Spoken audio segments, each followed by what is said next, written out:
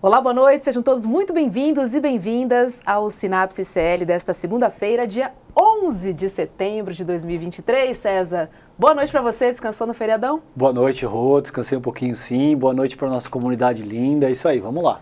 E aí, no feriadão, né, não se falou de outro assunto, obviamente, né, porque Alexandre de Moraes, ministro do STF, homologou, né, o acordo de delação premiada de Mauro Cid à Polícia Federal, né, e ele também concedeu liberdade, autorizou a liberdade provisória, né, do ex-ajudante de ordens do ex-presidente Jair Bolsonaro, que estava preso desde maio. E aí foi assunto do feriado todo, já começou no dia 7 de setembro, né, tudo isso. É um tema quentíssimo, Rô, porque de muitas maneiras é um aspecto fundamental para catalisar o processo que pode conduzir o Jair Bolsonaro à prisão. A essa altura, eu particularmente estou convencido que o Bolsonaro será preso e também estou convencido que a delação do Mauro Cid catalisa em ampla medida esse processo. Porque, veja, uma série de crimes. O Bolsonaro, enquanto a gente ainda estava no N2, a Maíra Heck, a nossa amiga, dizia o seguinte, o Bolsonaro gabaritou. Lembra disso? Código penal. O cara gabaritou, então é só uma questão de escolher qual tipo de crime, apontar, você vai ver que aquele crime ele cometeu. E ele teve um intermediário para cometer esse crime. O Bolsonaro, ele é uma figura muito inepta, Rô. Ele é uma figura muito inepta, ele não sabe fazer absolutamente nada sozinho. De ligar um computador, a manejar um telefone, ele precisava da ajuda do Mauro Cid. E, no processo de cometer os crimes, ele teve o ajudante de ordens. Agora é natural que uma vez que essa pessoa se sinta compelida a falar, porque ele percebeu que ele ia ter que arcar com o peso da justiça de uma maneira absolutamente individual, o Bolsonaro disse isso de uma forma muito clara, que é assim, não, agora é cada um que toque a sua vida e vamos lá. Ele se sente compelido a falar e isso deve complicar a posição do Jair Bolsonaro. O Bolsonaro, ele contava com a omertá. A omertá é esse código de silêncio que vigora entre mafiosos. Ele só esqueceu do preceito elementar de um grupo criminoso, que para ter a omertá vigente, aquela pessoa que está na mão das autoridades não pode se sentir abandonada. Porque na medida em que ela se sente abandonada, é óbvio que ela também não vai manter a posição para te preservar. Sim.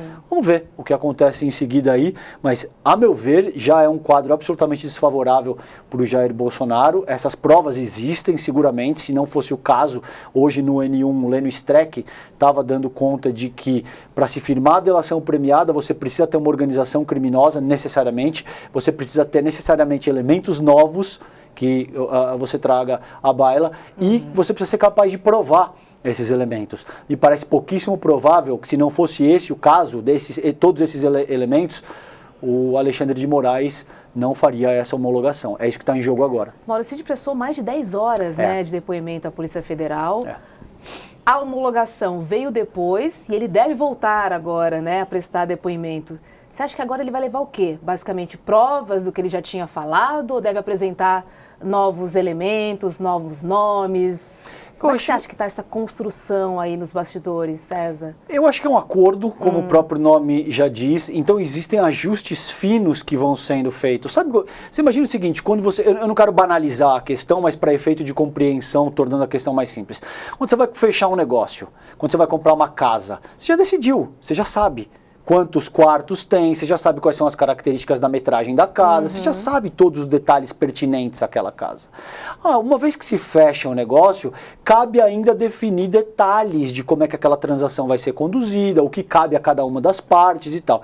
A meu ver é isso que segue aí, ele vai apresentar novidades para a PF, seguramente, mas como eu sinto, o que deve ser apresentado em ampla medida já foi apresentado, porque senão não vejo o Alexandre de Moraes fechando esse acordo sem ter clareza daquilo que ele está adquirindo, porque ele está oferecendo um benefício bastante significativo para o Mauro Cid, né? Então, vamos ver, mas eu acho que cabe isso, Rô, cabe organizar os detalhes finais do que vai ser apresentado, quais são as provas materiais que vão ser apresentadas para consubstanciar o que está sendo proposto, esse tipo de coisa. E o fato de ter concedido liberdade provisória também mostra muito, né? Mostra. Foi para tremer para quem tem medo, né? É, a força de ser imputado, dele... de ser citado.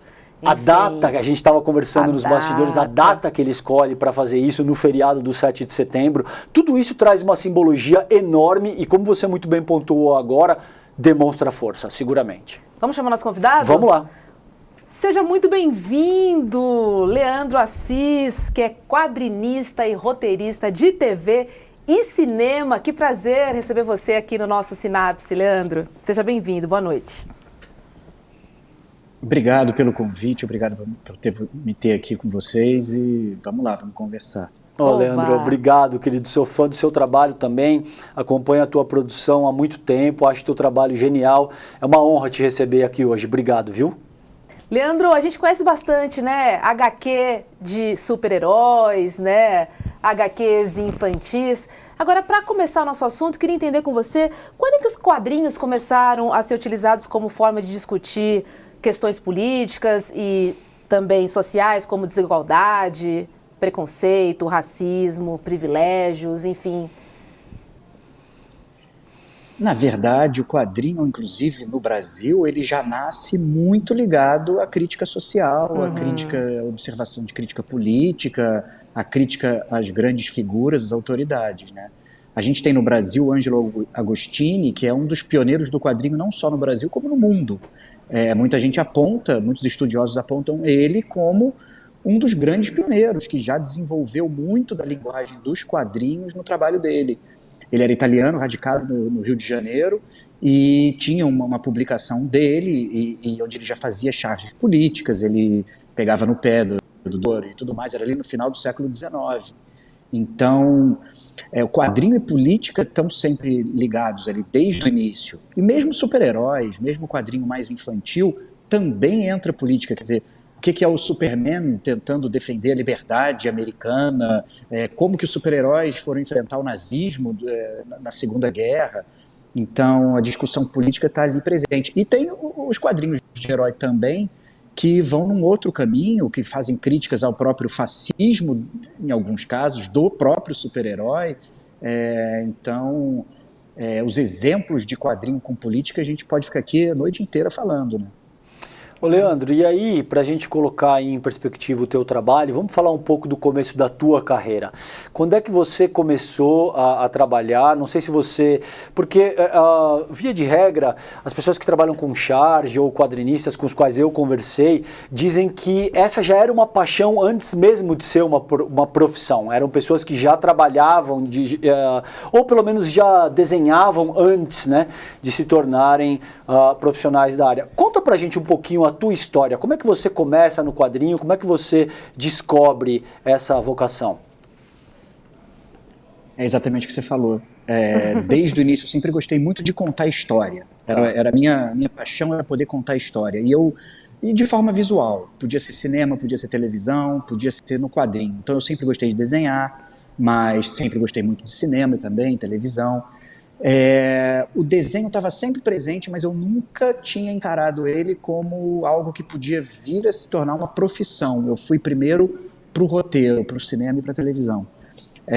Depois de um tempo no audiovisual, eu comecei a ver que eu também podia, que eu tinha uma liberdade, ia ter uma liberdade maior no quadrinho. Eu ia poder contar as minhas histórias sozinho às vezes e decidir o que entrava, o que não entrava na história, tomar as decisões todas do processo, né? Que o audiovisual é muito bacana, essa coisa de ser um trabalho coletivo, mas às vezes você quer cometer os seus erros e também ter os seus acertos ali, você ser o responsável ali por tudo.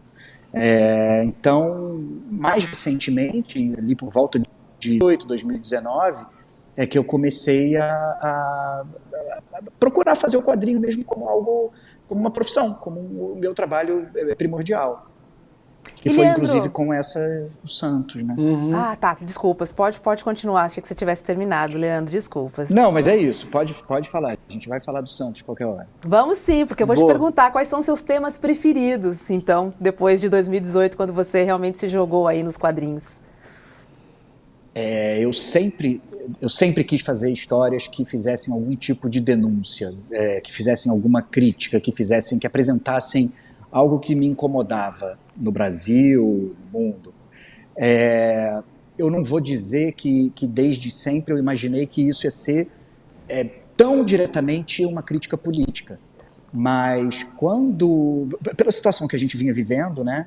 Quer dizer, o primeiro quadrinho mais político que eu fiz, então, foi esse final de 2019, chama o Santos. E foi um desabafo do que a gente vinha vivendo, desde ali do golpe com o nome de impeachment da Dilma, até daí Lava Jato, e o país caminhando nessa direção aí da extrema-direita, né?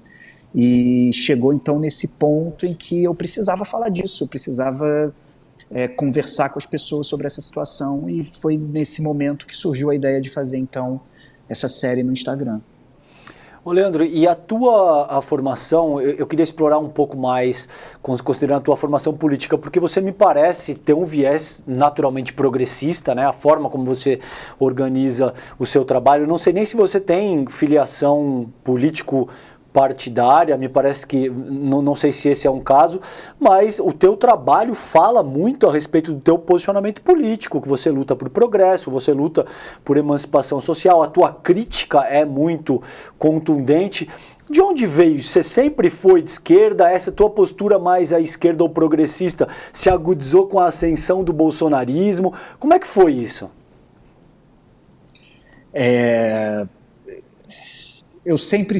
Eu não tenho nenhuma filiação partidária, nunca fui uma pessoa extremamente política, sempre me...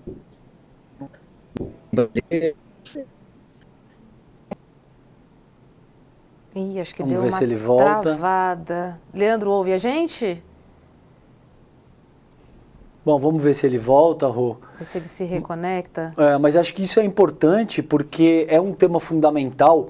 Eu conversei com muita gente que não necessariamente era de esquerda, mas a partir da ascensão do bolsonarismo teve aquele estímulo fundamental para que a pessoa de fato assumisse um papel mais político, organizasse o seu trabalho no sentido de contestar aquela barbárie. E eu te digo isso porque eu particularmente sempre fui de esquerda, sempre tive uma influência bastante à esquerda na minha vida, mas a partir de 2018, quando eu vi a ascensão do bolsonarismo se materializando, aquilo foi um estímulo muito forte para que eu organizasse a minha vida no sentido de que eu quero produzir algo que seja capaz de contestar esse tipo de barbárie que está se produzindo no Brasil. Então é por isso que eu perguntei isso pro Leandro, porque isso foi um processo que eu vivi também, sabe? De uma Acho maneira que muita muito... gente viveu, né? Eu lembro Ele Não, né? Eu lembro de Ele Não, todo mundo na rua, né?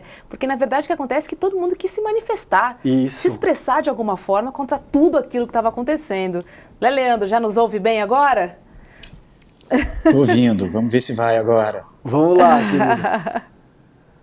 Mas é isso que vocês estavam falando, foi a situação do país que fez com que eu sentisse essa necessidade de deixar tudo muito mais claro, né? E foi muito porque também, durante esse processo todo da eleição do Bolsonaro, né? Acho que o que aconteceu muito forte foi um choque de ter visto tanta gente muito próxima a mim, amigos e parentes, que votaram no Bolsonaro. Eu vou dizer que uma parcela ali pequena, porque, vamos lá, votou enganado, não sabia direito quem ele era, acreditou em algumas coisas, acreditou que o Guedes ia ser o grande economista, enfim, uma parcela pequena pode ter sido enganada de alguma forma, pode ter se enganado de alguma forma. Mas a maior parcela ali, dessas pessoas próximas a mim, votaram porque pensavam como o Bolsonaro. Tinha inclusive aquela história de dizer assim, não, o Bolsonaro fala o que a gente pensa, mas que nós não temos coragem de dizer. A quantidade de amigo meu que veio falar isso, como se eu também pensasse aquelas coisas, e ali foi um choque muito grande para mim. Não, eu não sou contra os direitos dos homossexuais, eu não sou contra os pretos, eu não sou contra os periféricos, eu não sou contra, pelo amor de Deus, eu quero o progresso do país, eu quero um país igual. Então, veio essa necessidade muito grande de colocar isso para fora no trabalho. E eu acho que o grande barato da arte também, Leandro, é que a gente consegue dizer algumas coisas de uma outra maneira. Eu lembro muito das discussões familiares, almoço em família, com bolsonaristas na mesa, e tudo que você falava era rebatido, tudo tinha um texto pronto. Eu acho que para a arte funciona um pouco diferente, porque você acaba descaracterizando ou solicitando um pensamento crítico sobre a sua obra. Seria um pouco assim, na verdade, a própria função da arte, como, né, de uma maneira bem ampla? Eu acho que sim, eu acho que inclusive, se a gente for falar diretamente assim, do quadrinho, especificamente do quadrinho, eu acho que uma grande vantagem que o quadrinho tem é que é lúdico, é desenho, remete a uma coisa infantil, mesmo que o meu quadrinho não seja nem traços muito infantis, mas remete a uma coisa ali mais amistosa até, vamos dizer, Sim. lúdica, e que faz o leitor baixar a guarda. É isso. E se deixar, se entregar mais para aquilo ali que ele tá lendo. E o quadrinho traz também uma agilidade, né, uma capacidade de você fazer paralelos, de você fazer a pessoa se identificar com a vida do outro. É uma maneira muito, muito boa de acessar a mente da pessoa e fazê-la, então, baixar a guarda e, por um instante, se colocar no lugar do outro. Eu acho que o quadrinho tem essa força muito grande, sabe? Maravilha, gera uma empatia, né, Leandro? E quando eu estava falando que é uma maneira diferente, porque quando você vai discutir com alguém oralmente, as pessoas já têm a resposta pronta, né? Com os quadrinhos já fica um pouco diferente, né? Primeiro pela empatia, que eu acho que é fundamental, né? E depois que assim, poxa, desconstruiu, e agora? O que eu vou falar? Sim. Essa daqui eu não tinha pensado ainda. Então é muito legal essa reflexão que a gente está fazendo aqui no Sinapse. Eu gostaria de saber desenhar. O problema é que eu não sei fazer nenhuma bolinha. E Leandro, você, ao que me parece, você tira a inspiração do teu entorno social, como você acabou de dizer aí, né? Você teve amigos que te disseram, cara, o Bolsonaro e tal, e agora tá com a gente. Você, não. Me inclua fora dessa, né? Como as pessoas dizem.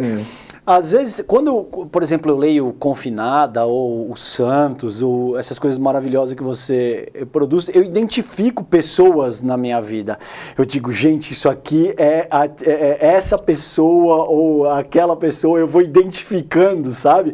As atitudes e muitas vezes falas cretinas e rasteiras que alguns dos teus personagens têm ali, que são repugnantes, e eu identifico com pessoas da minha vida cotidiana. Você já teve problema com isso? Você já teve alguém reclamando contigo, falando, Leandro, isso aqui você tirou de determinada influência, ou isso nunca aconteceu? Travou de novo. Eu acho que ele travou de novo. Que pena, eu queria tanto ouvir. Travou sorrindo, olha lá. Assim tá bom. Mas eu imagino se isso não deve dar de problema para ele, entende? Porque, assim, muitas vezes... e é óbvio que é muito menos gráfico o meu trabalho, mas eu faço sínteses de comportamentos que eu vi, de coisas que cercam a minha vida cotidiana, Rô. E por vezes eu já fui questionado, as pessoas dizendo, você falou isso em determinado programa porque você sabe que... E às vezes nem era, entendeu? Às vezes eu digo, não, é porque isso é um comportamento padrão, é um modus operandi de toda um extrato da sociedade que eu estou criticando através dessa minha fala. E a pessoa se sentiu identificada com aquilo, então eu imagino que com o trabalho dele, que tem esse viés mais gráfico, mais incisivo nessa direção, ele pode às vezes receber um certo tipo de crítica, né? A pessoa achar que ela... haters, né? Todo mundo tem haters. Imagina, aqui não tem. É impossível, hein, Leandro? Impossível não ter. Assim, as histórias que eu coloco ali, algumas que eu vi, que eu presenciei, eu devo dizer que essas pessoas eu já não estou mais muito em contato com elas, né? Já são pessoas que eu já tinha excluído um pouco ali do meu círculo. Então eu não sei a repercussão para elas daquilo ali. Agora, tem muito hate, tem muita gente que se identifica, que veste a carapuça e daí vem reclamar, vem brigar, vem ameaçar. Isso tinha muito, principalmente no começo.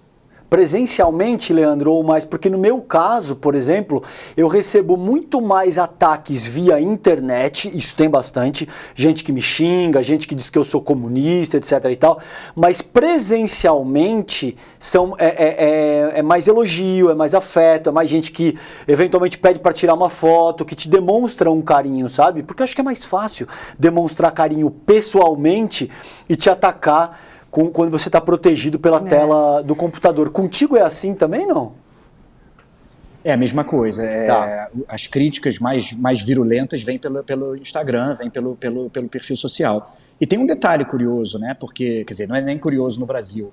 Eu escrevo essas histórias, eu comecei escrevendo essas histórias sozinho, mas como é uma história que conta o choque, vamos dizer, né, de duas famílias, uma família branca rica e uma família preta de mulheres que são as empregadas domésticas daquela família rica, em algum momento no trabalho eu convidei a Tricila Oliveira, que era leitora da série, que já foi empregada doméstica, para trabalhar comigo para fazer essa série, para a gente poder ser bastante verossímil e bastante respeitoso com todos os universos. E ela, obviamente, por ser mulher e preta, ela sofre muito mais hate do que eu. Tá. Então aí os ataques a ela são ainda mais agressivos. Tá. E Leandro, conta pra gente um pouquinho sobre esses seus dois trabalhos que você lançou, né? O Confinados você lançou primeiro no Instagram, depois virou um livro.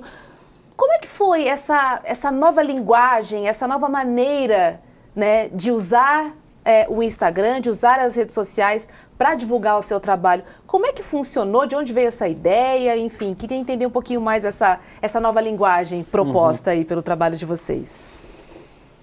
Eu não pensei muito, eu queria contar aquela história. Eu tinha um Instagram onde eu já colocava os desenhos e veio a ideia de eu vou fazer uma tira, que na verdade é uma página de quadrinho, e cada página é um capítulo. Então, da história, uma série, uma novela, né? Então eu divulgava página a página, uma página por semana, às vezes duas, e ia contando essa história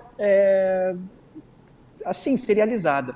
Não teve muita reflexão para começar, era isso que eu falei, foi um desabafo. Tanto é que até a terceira tira, até o terceiro episódio, eu ainda não tinha nem muita certeza de que história que eu ia contar.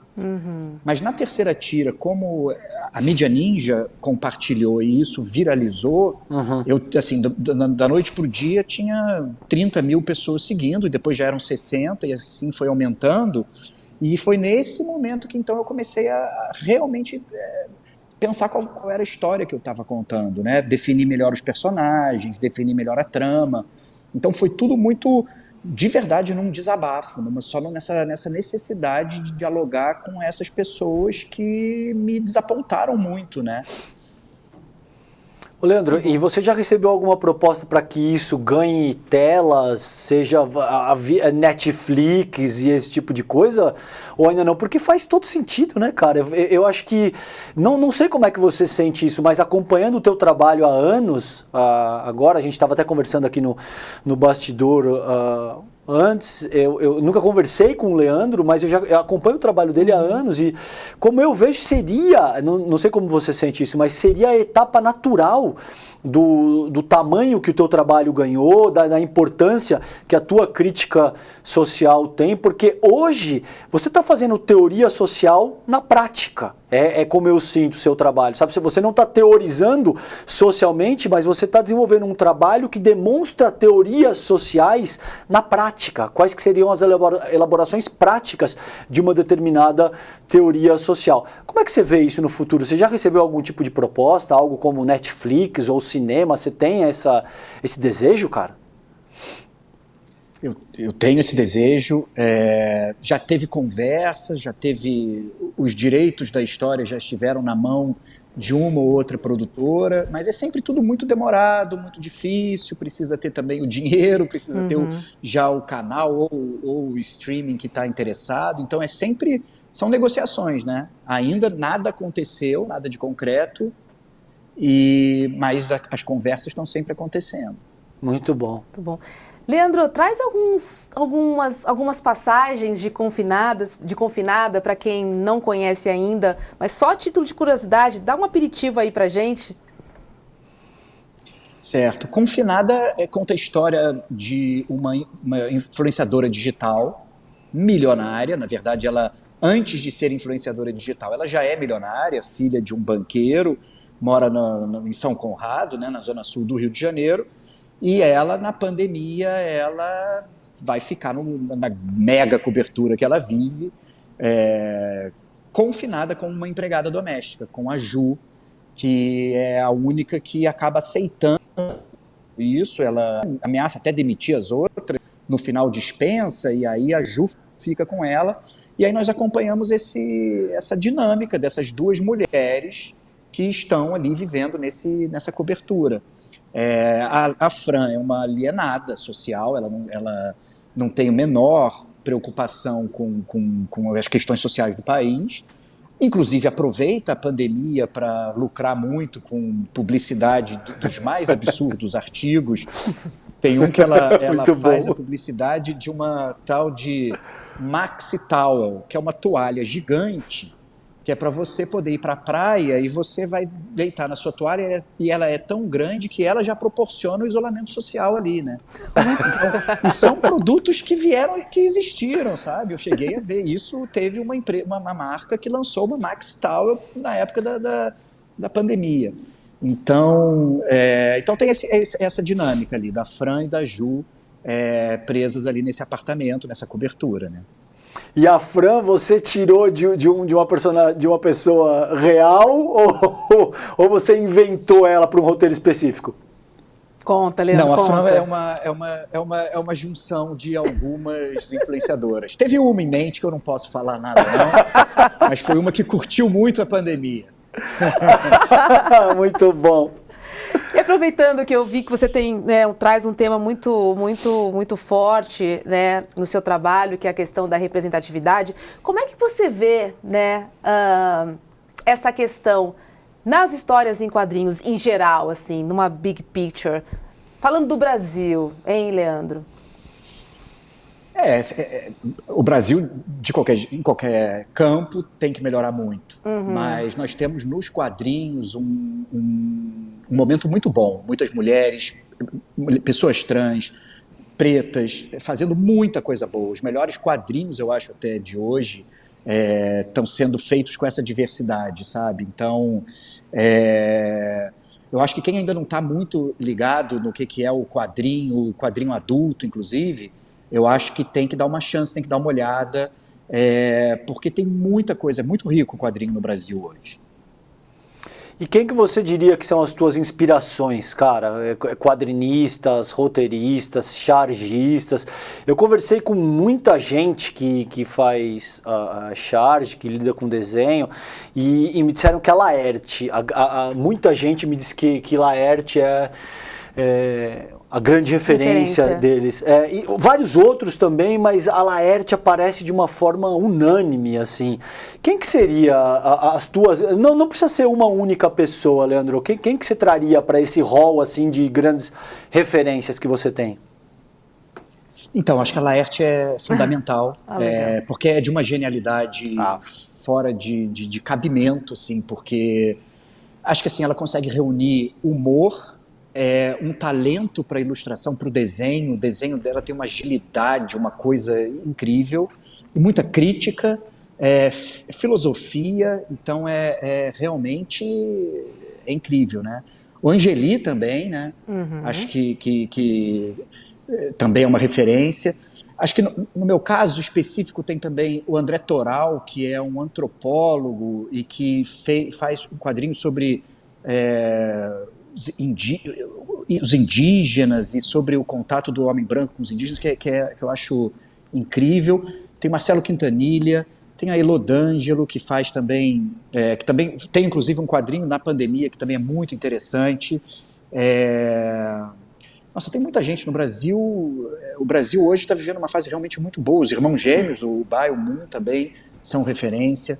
Tem muita gente, muita gente. Marcelo Quintanilha faz um quadrinho também para mim muito especial, que também é muita observação do dia a dia, que me interessa muito também. E, Leandro, eu queria trazer um pouco mais para a arte digital, porque, enfim, com a internet, redes sociais, a gente vê memes a cada 5 segundos, a cada acontecimento do Brasil, né? A gente abre a internet, a gente fica triste com tudo que está acontecendo, mas a gente também ri muito com a situação que a gente está passando. Você se aventura também nessa arte digital? Como você vê esse cenário atual, né? Atual não de hoje, mas enfim, que a gente tem vivido, principalmente falando de artes digitais instantâneas, é tudo muito rápido e uma quantidade absurda. Fica até difícil você achar uma coisa legal, porque tem tanta coisa, mas tanta coisa. É complicado, né, também. O excesso também dificulta em relação à qualidade. Eu acho que aí eu não tenho, provavelmente, o meu cérebro ele, talvez não funcione muito para poder de síntese com humor, inclusive, que o meme é capaz de fazer. Eu até arrisco na charge, eu e a Tricila, a gente faz charge na Folha de São Paulo, mas eu acho que o cérebro funciona de uma outra forma, da pessoa que conta histórias longas, da pessoa que consegue resumir com uma bela imagem ou com de uma forma bastante imediata, né? Apesar disso, assim, o meu trabalho é todo feito de forma digital, né? Ele é feito em iPad, em tablet, ele não tem... E eu só consigo fazer por isso, porque eu faço no digital, porque apesar de eu desenhar, eu não tenho esse estudo, eu não sou formado em desenho, nunca estudei desenho, então sempre que eu tentei usar as ferramentas, os pincéis e nanquim, era sempre muito difícil para mim. Então, o digital eu consigo simular esse efeito analógico, mas fazer tudo de forma limpa, direto ali na tela, né? Você não tem sketch, então? Você não faz um sketch ou faz o sketch já digital? Já tudo digital. Como são vários pincéis, né, mesmo no aplicativo, então eu tenho o pincel que é um lápis. Eu posso usar ele primeiro para fazer um sketch, depois eu pego o pincel que é o nanquim e vou fazendo daí por cima. Mas é tudo com uma facilidade, com uma agilidade muito maior, né? Uma rapidez muito grande.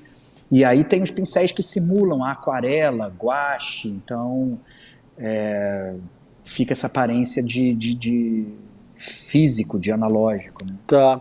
E você tem alguma perspectiva de projetos internacionais, Leandro? Porque, por exemplo, eu vi a capa do meu primeiro livro, que foi o Ascensão do Bolsonarismo, eu fiz com um artista que chama Butcher Billy. Não sei se você conhece incrível. Claro. Incrível, o Butcher é incrível o trabalho dele. Ele fez a primeira capa do meu livro e esse cara estourou na Europa. O Butcher Billy estourou, começou a fazer coisa para McDonald's, para multinacionais, assim, tá estourado na Europa. E quando eu vejo alguém com o teu talento e com a tua qualidade, e não só gráfica, a qualidade daquilo que você roteiriza, a competência com que você é capaz de traduzir questões sociais através do seu trabalho, eu me pergunto se já surgiram convites para produzir fora do país, se você tem a perspectiva de desenvolver uma carreira internacional.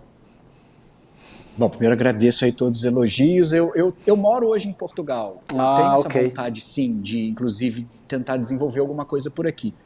Mas eu estou de 2019 até 2-3 meses atrás completamente mergulhado nesses dois projetos que são o Santos e Confinada, que na verdade, de fato, eles são um projeto só, né? O Santos, na verdade, a Confinada é um spin-off do Santos, é a mesma família, só que o Santos se passa fora da pandemia e Confinada dentro da pandemia.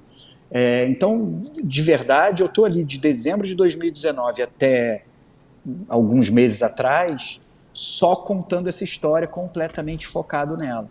Agora, com o fim da série, é que eu estou começando a ver o que vai ser o próximo projeto, né? Está procurando o próximo projeto. Eu ia te perguntar agora, o que está te incomodando no Brasil e se esse incômodo estaria relacionado, então, a esse novo projeto? Sim, eu acho que o próximo projeto ainda vai ser para falar da família tradicional brasileira ali, de falar, só que, vamos ver, ainda não tenho muita certeza, ainda estou aqui pensando. Tomara que tenha alguma chance de você incluir aí o Bolsonaro preso nesse novo projeto. Essa é uma série que a gente gostaria de ver o final, hein, Leandro? E como é que você está acompanhando, cara? Se você fala de Portugal aí, a gente conversou, né, com... Esqueci o nome. O Zé de Abreu. Que estava em Portugal? Em Portugal. O Antônio Graça também estava em Portugal, né? O Antônio Graça estava em Portugal também. E a gente conversou a semana passada como é que essas pessoas sentiam a realidade aí em Portugal. Eu perguntei para o Graça, eu ouvi falar que ocorrem muitos casos de xenofobia contra brasileiros aí em Portugal. Não sei se você vivencia isso, se você já presenciou alguma coisa desse tipo. E como é que está a imagem do país, Leandro, aí em Portugal, depois do bolsonarismo e com a vitória do Lula agora nesses 8, 9 meses? Xenofobia acontece aqui, de novo, como no Brasil, a xenofobia está também diretamente ligada ao tom da sua pele, o seu dinheiro, a condição com a qual você chegou aqui, o trabalho que você desempenha aqui. Então, algumas pessoas acabam ficando muito mais blindadas dessa xenofobia. Mas vai ter sempre, é bem possível ter uma crítica se acontecer um problema no trânsito e um deles for um brasileiro, pode só vir ali uma frase, né, uma crítica por isso. Por outro lado também, de um modo geral, que a gente também vê muito, é que existe um amor muito grande pelo Brasil. Existe sempre uma incredulidade do Brasil ter passado pelo Bolsonaro. O que a gente mais ouvia aqui, quer dizer, logo no começo, antes da pandemia, você ainda podia encontrar algumas pessoas alguns portugueses que até gostavam do Bolsonaro. Tá. Que viam ali alguma coisa, ele é militar, ele é sério, ele é aquilo, ele é aquilo outro. Mas depois da pandemia, quando que para os portugueses definitivamente ficou claro o que foi o Bolsonaro, não só a loucura toda, como também a incompetência, né? Ali, a partir daquele momento, a gente só escutava as pessoas incrédulas de como o Brasil deixou aquilo acontecer. Então, mesmo os portugueses que podem ter ressalvas à esquerda, ao Lula ou qualquer coisa, eles não têm a menor dúvida de que hoje a coisa está melhor aqui. Aí, e no Brasil. Aqui no Brasil. Por que você decidiu morar em Portugal? Muitos artistas, né, foram para Portugal também, né, Leandro? Principalmente nesses últimos 4 anos. É isso aí. Estar vendo o Brasil caminhando ali daquele jeito para uma questão, um projeto de extrema-direita. Eu não tinha a menor dúvida de que o Bolsonaro ia ser eleito, logo que ele começou a aparecer ali nas pesquisas. Aquilo que eu falei, eu tive um choque de ver as pessoas tão próximas a mim que votaram nele, mas que ele ia ser eleito e que ele ia ameaçar a democracia e que ele ia encher de militares no governo e que a milícia ia estar por perto também o tempo inteiro. Isso, para mim, acho que, por ser do Rio de Janeiro, acho que isso eu nunca tive dúvida de que isso ia acontecer. Então, a gente tem esse privilégio, eu e minha mulher, de ter nacionalidade portuguesa e tudo, então escolhemos vir para cá. Mas não é uma escolha fácil. Sim, largar o teu país, né? Leandro, e sendo do Rio, essas pessoas que você conhece, como é que você me disse que se afastou de alguma delas, acredito que com algumas você ainda deve manter contato, ou deve saber dessas pessoas. O que é que você sente dessas pessoas que apoiaram o Bolsonaro naquela ocasião, entre 2017 e 2018 e tal, hoje? Você acha que essas pessoas acordaram desse transe, elas já se deram conta, elas continuam apoiando o Bolsonaro incondicionalmente? Como é que você sente esse teu entorno primário, considerando essas pessoas que apoiavam o Jair Bolsonaro? Isso mudou ou o apoio permanece? Na minha experiência bem particular, existiam aquelas pessoas que provavelmente poderiam ter ido para um acampamento. Sim. E essas continuam bolsonaristas, apoiando, tá. Sem chance de acreditar que alguma dessas coisas que estão acontecendo, alguma dessas descobertas de roubo de joias e tudo, duvidam disso tudo, é claro. Agora, aquelas pessoas que entraram aí no bolsonarismo porque acreditaram num projeto do Guedes, o Guedes é um grande economista, ele vai isso, ele vai aquilo, essas hoje, acho que eu conheço que votaram nele por isso, hoje vivem num grande silêncio. Não falam mais de política, isso não estou muito interessado, e deixam para lá. Acho que são pessoas que têm também, de novo, um privilégio de que realmente o Bolsonaro e todo o projeto dele nunca ameaçou essas pessoas de verdade, né? Eles não eram alvo dessa extrema-direita, não eram pobres, não eram pretos, não eram homossexuais, então é fácil também agora de esquecer que votaram no Bolsonaro. Na medida então que você sente que a posição do Jair Bolsonaro se torna indefensável, vem essa apatia, certo? As pessoas simplesmente dizem, bom, não quero mais saber disso, agora eu vou tocar minha vida e não quer dizer que elas mudaram, certo? Internamente elas continuam sentindo...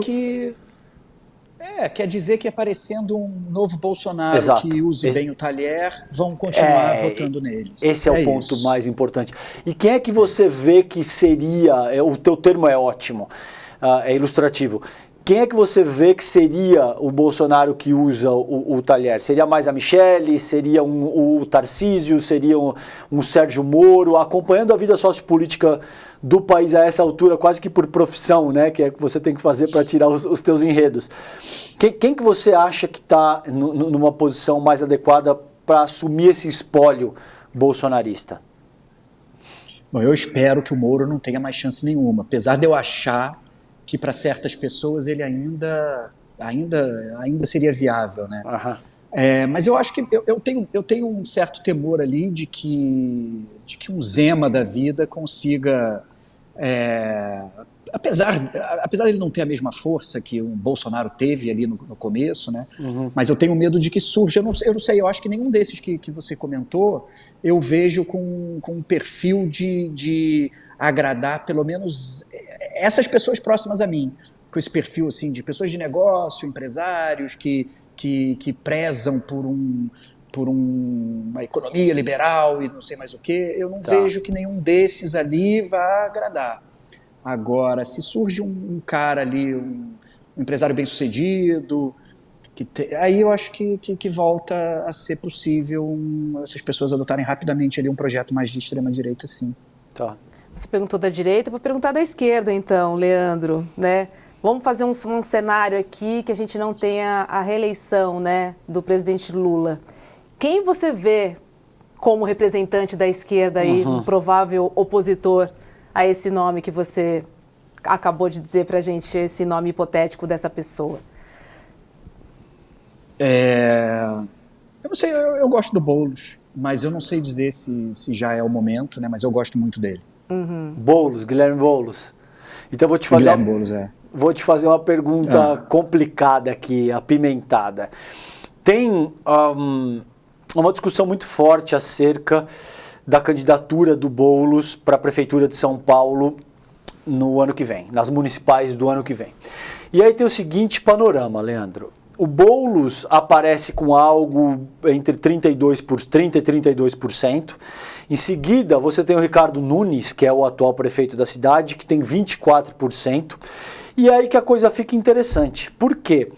Em terceiro lugar aparece a Tabata Amaral, com 11%, que vem da escola Lehman, que vem da Fundação Lehman e tem todo esse viés liberal ao qual você se refere, por exemplo, que encanta boa parte das classes mais abastadas do sul e do sudeste do país. Em quarto lugar, com cerca de 8%, vem o Kim Kataguiri, que é uma figura do MBL, que, exatamente, que a tua reação denota que você entende bem de quem é que nós estamos falando. Então, veja, se você soma Kim Kataguiri e Ricardo Nunes, mais a força que o MDB do Ricardo Nunes, que deve ser capaz de atrair o PSDB, tem também, pode ficar muito complicado para o Boulos.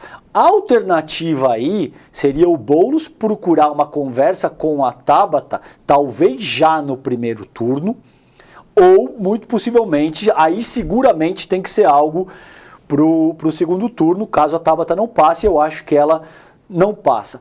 Como é que você sente essa questão? Eu fiz uma enquete no meu Twitter, deu virtualmente empatado, assim, sabe? 50-50 quase. Uma margem muito pequena. Como é que você sente isso? Você acha que o Boulos deveria conversar com a Tabata, deveria fazer concessões de cunho mais liberal para tentar garantir essa vitória à prefeitura da cidade? Olha só, eu não sei se está muito precipitado para tomar uma decisão dessa agora. Se o Lula pegou o Alckmin para poder tirar o Bolsonaro, eu acho que é isso. Nesse momento, a gente está precisando fazer o fascismo se esconder de novo ali e se livrar dele logo. A gente não está podendo correr muito risco de deixar esse pessoal voltar. E qualquer um que tenha sido aliado do Bolsonaro, que tenha sido próximo do Bolsonaro, que esteja próximo do partido militar que seja, qualquer um dali, tem que ser nesse momento derrotado de forma exemplar. Eu acho que nessa hora, quem é de esquerda, quem é de centro, tem que estar junto. Quem é até de direita, mas é uma direita humana, sabe? Tem que estar junto para se livrar desse projeto mais realmente fascista. A gente não está mais podendo correr risco. Concordo, eu fui muito criticado dentro da esquerda, inclusive, Rô, por causa disso, mas veja, se você tem os 32, 33% do Boulos, mais 11% da Tabata, isso vai para 44, 45% e pode ser o suficiente para resolver a contenda no primeiro turno, talvez, inclusive, entendeu? Então, acho que esse raciocínio apresentado pelo Leandro é muito pertinente, faz todo sentido, porque o que está em jogo aqui é o combate a uma proposta de cariz nazi-fascista no começo do século XXI e que o bolsonarismo é uma pequena expressão desse processo, mas ela não é nem de longe a única expressão. A gente pode ter outras reformulações que vão agudizar ainda mais o que foi o próprio bolsonarismo.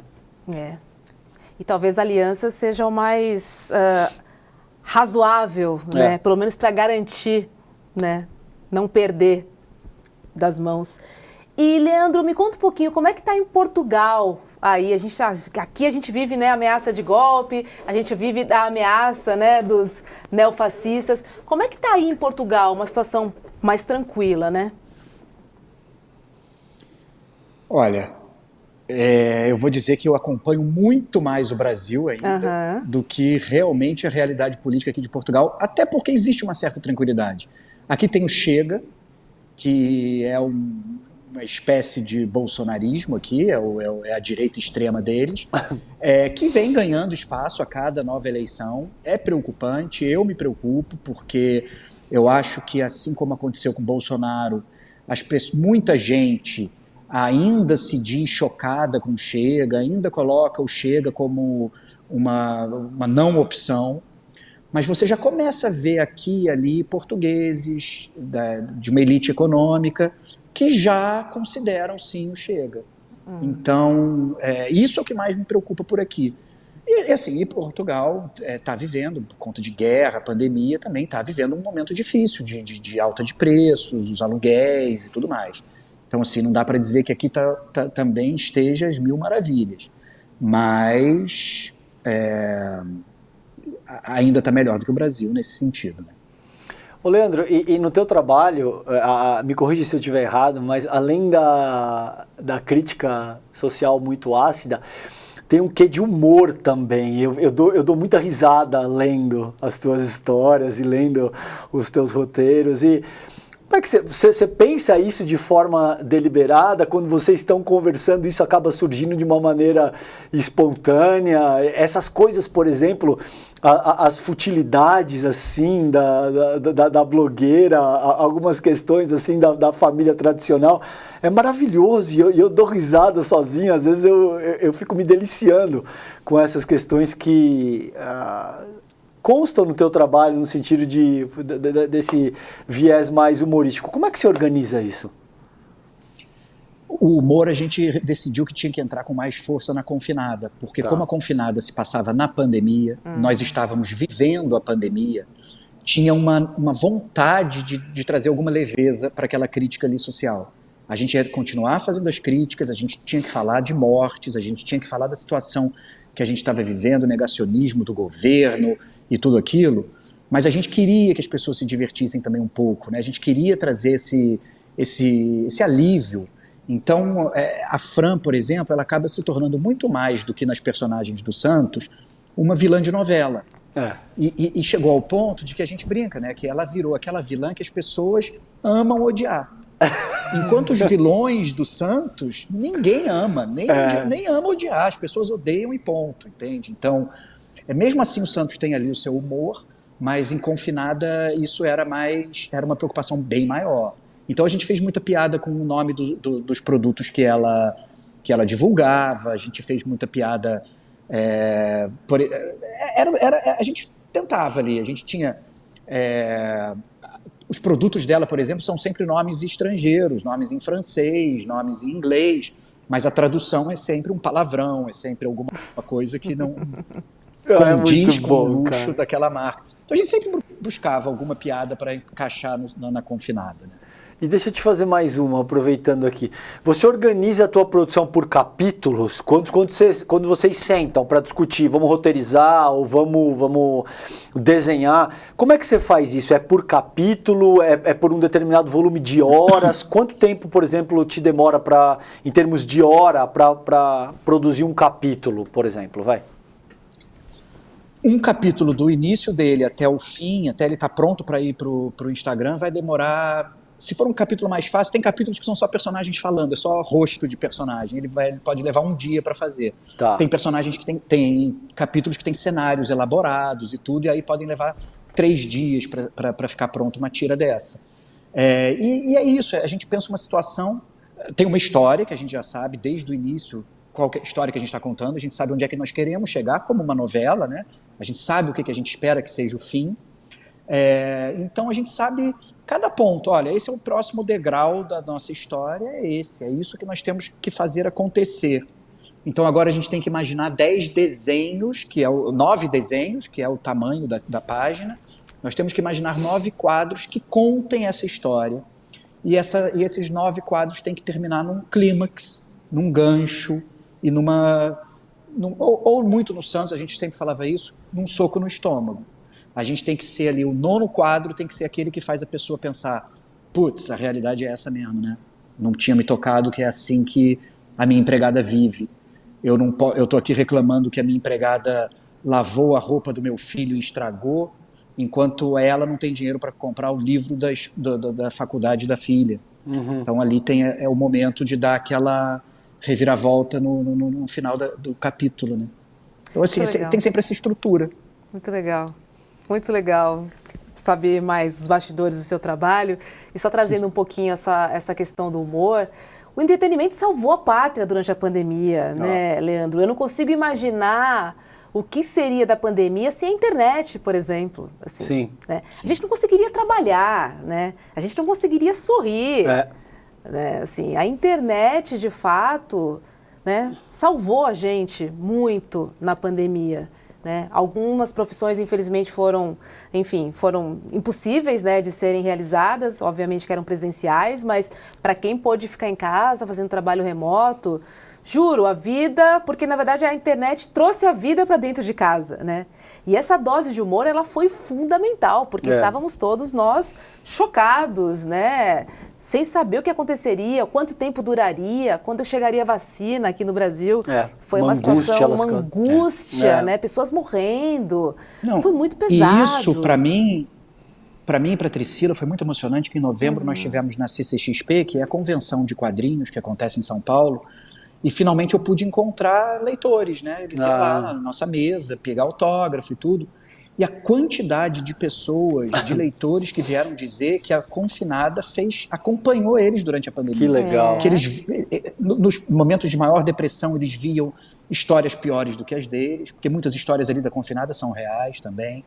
E pessoas que realmente vieram abraçar a gente chorando, porque Confinada fez companhia para eles nesses piores momentos da pandemia, né? Então, realmente, esse foi um momento muito, muito duro para todo mundo, e que a gente tem esse orgulho de ter conseguido fazer parte da rotina de pelo menos de algumas pessoas, para dar essa acalmada, para até fazer refletir, tudo bem. Sim. Também, mas para dar um alívio ali de vez em quando, né? E essas pessoas já te pedem para você dar um determinado rumo para uma certa personagem? Elas te dizem, não, a Fran não pode se dar bem, ou aquela família de miseráveis, você precisa fazer com que eles terminem mal, né? Isso demonstra, né, que as pessoas estão envolvidas com aquilo que você está produzindo, porque elas assumem para elas, né, aquilo que vai acontecer com os personagens. Tem um leitor que me acompanha desde sempre, que é muito engraçado, que vira e mexe, ele manda mensagem indignado, porque naquela tira o personagem podia ter apanhado. Por que não bateram nele naquela tira? Muito bom. As pessoas entram mesmo na história, né? Acho que tem uma diferença grande também entre você poder acompanhar uma história e assistir ou ver uma história fechada, né? Um filme que tem lá o seu começo, Sim. meio e fim, você não tem a mínima interação, você assiste, né? É. Aquela passividade total. Já nesse trabalho é diferente. Mas é mais acessível, né? Uhum. E no Instagram? E no Instagram tem os comentários, as pessoas comentam, mais e acessível. eu converso com elas. É. Então eu tiro ideias dos comentários. Já teve gente que entrou no Santos, nos comentários, para criticar, e pessoas que foram super racistas, preconceituosas. Eu peguei os comentários dela, na tira seguinte eu fiz um diálogo usando os comentários delas e colocando um personagem para responder. Então todo esse tipo de coisa, essa interação, essa troca, é assimilada. Pra gente é possível por causa do Instagram, né? Claro. Que legal. Ô, Leandro, a gente está caminhando aqui acho que para os nossos quatro minutinhos finais, mas tem uma questão que eu não posso deixar passar contigo, que é o seguinte: existe um limite para aquilo que você... eu gostaria de ouvir a tua opinião enquanto artista. Existe um limite para aquilo que você produz dentro da arte? E eu vou dizer para vocês por que eu tô propondo isso. Eu vi, por exemplo, pessoas que organizaram peças nas quais existiam atos deliberados de agressão, tá? Por exemplo, com um taco de beisebol batendo na cabeça de um personagem que simulava um personagem da extrema direita nacional. E, de muitas maneiras, isso é arte. A gente tem, por exemplo, Bastardos Inglórios. Você tem o urso lá, vocês sabem do que eu estou falando, o urso judeu, que ele mata um nazista com um taco de beisebol e tal. Como é que você enxerga isso? Existe um limite para esse tipo de coisa? Porque eu nunca vi nada de violência mais explícita no teu trabalho. Por exemplo, não sei se isso não faz parte do teu universo ou se é um cuidado deliberado que você toma. Como é que você sente essa questão? Existe um limite que a arte deve respeitar nesse sentido ou dentro da arte vale tudo? Eu não diria que vale tudo. Eu acho que vale o que for coerente com a história, com os personagens e com o que você está contando. Aham. Eu acho que não vale você apelar, não vale esse tipo de coisa. Acho que também não vale em forma nenhuma, para mim, no meu contexto, na minha forma de pensar, não vale fazer nada que seja opressor, ou seja, eu não quero humilhar ou atacar a minoria ou coisa parecida, em hipótese alguma. Agora, a violência faz parte, então eu não fugiria da violência ou de cenas mais fortes no meu trabalho. É claro que como eu faço no Instagram, eu preciso cumprir as regras do Instagram também. Tá, perfeito. Eu já tive várias tiras que foram censuradas e que foram tiradas do ar porque eles julgaram ou porque foram denunciadas por leitores, né? Então, por esse exemplo, cuidado Leandro, eu tenho que ter. Só para a gente colocar em perspectiva, por exemplo... Tinha uma tira que aconteceu com meu avô, era uma história do meu avô era racista, e o meu avô contava que foi Aparecida do Norte, porque ele tinha medo de morrer e ir para o inferno por ser racista. Então, ele chegou no padre lá e perguntou: padre, eu não gosto de pessoas pretas, eu vou para o inferno? E o padre disse para ele assim: você faz mal aos pretos? Você prejudica os pretos? O meu avô teria dito: não, eu só não quero eles perto de mim, eu não me meto com eles, eu não quero que eles se metam comigo. E o padre pensou um pouco e falou: não, ok, você não vai para o inferno. E quando meu avô estava saindo, o padre falou: e vem cá, só falar uma coisa, eu também não gosto de preto. E isso é uma história real que meu avô contava feliz, porque então o padre me liberou dizendo que eu não ia para o inferno. Okay. Essa é uma história verdadeira e que eu assumo o racismo do meu avô. Sim. Essa tira foi excluída do Instagram por um ataque em massa de católicos, dizendo que eu estava mentindo e denegrindo a imagem da Igreja Católica. Quando, na verdade, eu estava apenas reproduzindo uma história em que retratava um padre que era racista, meu avô que era racista. E o que eu podia responder para essas pessoas era: olha, eu sei de pecados muito maiores de vários padres da Igreja Católica, e nem falei deles aqui, não era esse o caso, era só mesmo apresentar um personagem que faz parte da história e que era... nesse momento foi inspirado num caso do meu avô. Então, assim, várias tiras durante o trabalho foram excluídas, algumas pelo próprio Instagram e outras por leitores que faziam denúncias, né, de situações como essa. E conta pra gente, Leandro, Confinada já virou livro? Já está disponível?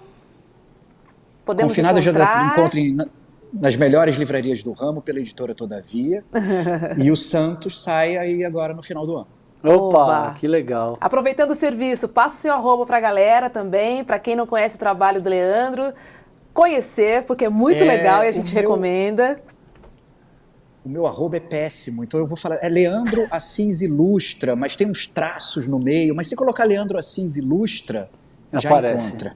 Então faz o seguinte, querido. vai na página do ICL Notícias ou na minha página do César, a gente deu um arroba pro Leandro, só você ir lá e seguir para conhecer o trabalho dele, que é muito, muito, muito legal. Eu adoro o seu traço, mas estou surpresa em saber que você não fez curso de desenho. Essa foi a grande revelação para mim, Leandro.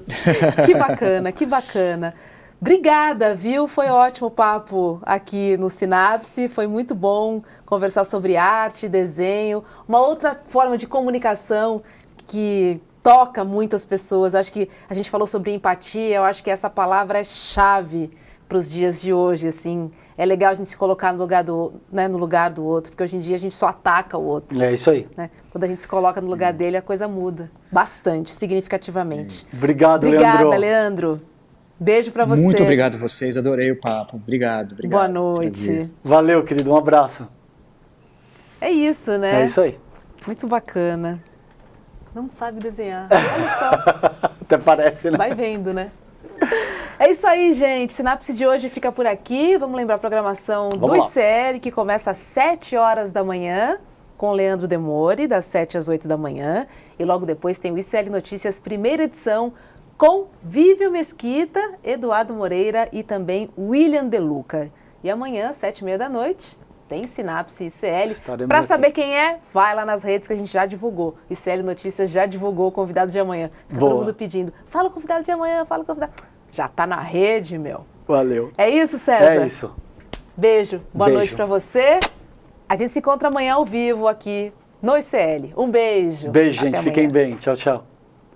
Confira a programação do Instituto Conhecimento Liberta desta terça-feira, 7 da manhã. Desperta ICL. 8 horas, ICL Notícias, primeira edição. 10h30, Em Detalhes. 11 horas, ICL Mercado e Investimentos. Hatha Yoga Módulo 2 com Deni Filete. 1 da tarde, Dr. Alberto Peribanês. Medicina Culinária. A ferramenta para a saúde no século XXI. 5 da tarde, Encontro com Economistas e Caleidoscópio Jurídico com Valber Agra. Às 6 da tarde, ICL Notícias, segunda edição.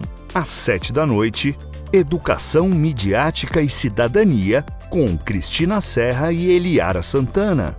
Às 7h30, Sinapse ICL. E aula interativa de inglês B2 com Andréa Cipoli. Para saber mais, acesse icl.com.br.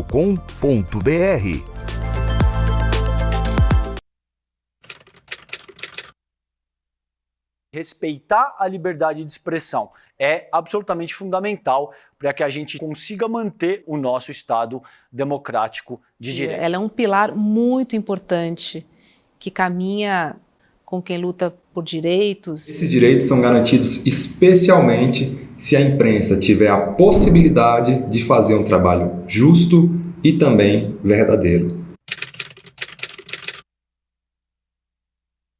A ditadura acabou definitivamente com a aprovação da Constituição de 1988. Mas tem muita gente que não sabe disso ou não gosta disso. Felizmente, a experiência da censura tem se repetido no Brasil. Em plena democracia, a censura vem por meio de alguns juízes, de decisões do Poder Judiciário. Em 2023, a gente ainda tem ações que beiram a censura, ou pelo menos eles tentam.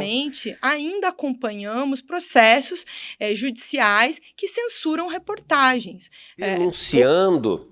O Brasil é um dos países do mundo onde veículos de jornalismo, veículos de mídia, sofrem mais assédio judicial. Você afoga o veículo de comunicação com vários processos judiciais e esses processos judiciais fazem com que o veículo acabe perdendo a liberdade de falar o que pensa porque tem medo de ser processado novamente. Grupos de extrema-direita, principalmente, usam o argumento da liberdade de expressão para o cometimento de crimes. A liberdade de expressão, ela não compreende a prática de crimes. Porque ninguém deve ter liberdade para fazer pregação de ódio ou atentar contra o Estado democrático de direito. E aí a liberdade de expressão encontra o rigor da lei. Não há censura, viva a liberdade de expressão responsável e democrática.